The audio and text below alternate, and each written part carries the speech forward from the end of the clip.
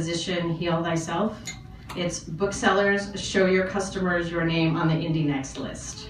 Our next guest by day, a bookseller at Porter Square Books in Cambridge, Massachusetts, got to do just that.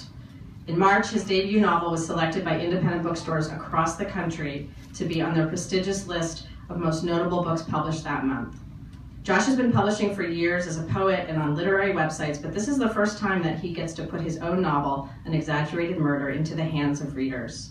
I don't know, that's gotta feel really weird. Like, here, buy my book. The book is described as, quote, a comedic mystery filled with the sorts of digressions and lunacy that will entertain readers wondering what an episode of Benedict Cumberbatch's Sherlock series might be like if it were written by Quentin Tarantino.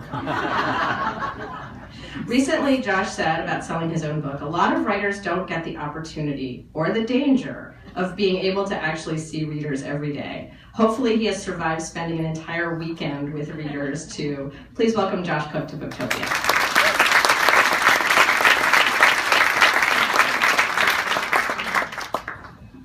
Thank you, Anne and Michael, for inviting me. Thank you all for joining us here tonight and for participating in this wonderful and tiring and exhilarating experience that is Booktopia that I was not prepared for, but still enjoyed and got quite a lot out of. So my book is called An Exaggerated Murder. It is a mystery of sorts, and it starts like this. A daredevil's thrill surged up his spine as the blood approached the toes of his shoes. An inspiring and destroying thrill for criminals, detectives, and other artists of existence.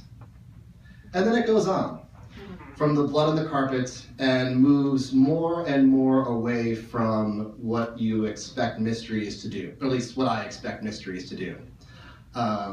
And so over the course of this last couple of days, I've had a chance to talk with a good number of you in these sessions where intelligent, well-read, passionate readers get to grill me about my own book. With citations, I might add.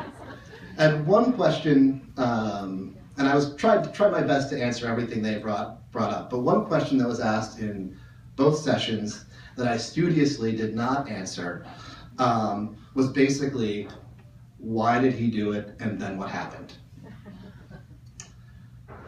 I've been thinking a lot about books as a conversation, books and reading as a conversation, and there are all kinds of different conversations that we can have. We can have the one where it's actually two people talking. We can have the one where it's me talking and me looking into your eyes to see if anyone's dozing off while I talk about this. There's the conversation where you just listen to a friend, or a conversation where a friend just listens to you.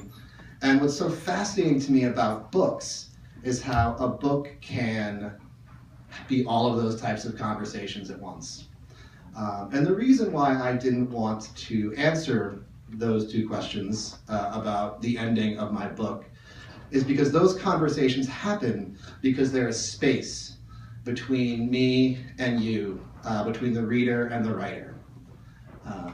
When we think about reading in terms of a conversation, a lot of times we kind of think about how it feels. It's the book putting itself into my head through my eyes. It feels better than that, but I assure you that's what it is this monologue or soliloquy of some person who might be alive today, might be dead for hundreds of years, might be much like me, might be entirely different, and might be, someone you like or someone you don't like, but it is an object and a person putting themselves into your brain in a way that you enjoy.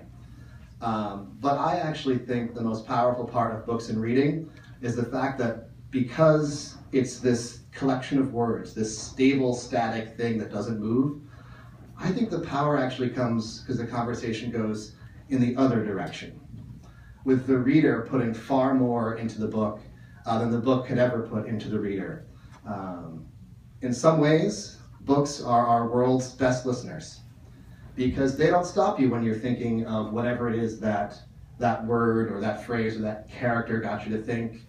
They don't interject unless you let them. They let you finish, and they wrap themselves around your own memories and your own ideas and your own assumptions.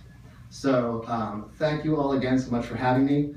I really am honored to have been here and honored to be a recipient of your conversation. Thank you.